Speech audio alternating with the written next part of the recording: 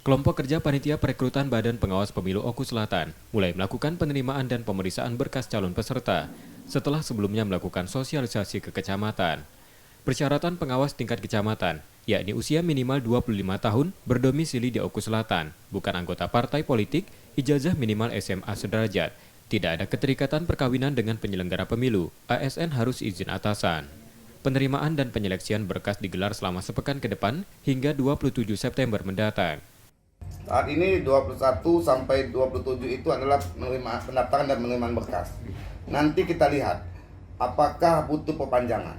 Karena syarat perpanjangan ini banyak macam. Kita harus memenuhi kuota 30% keterwakilan perempuan.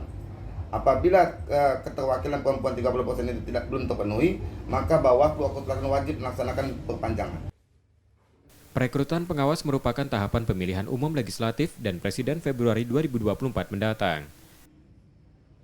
Setia Budi, Kompas TV, Ogan Komering Ulu Selatan, Sumatera Selatan.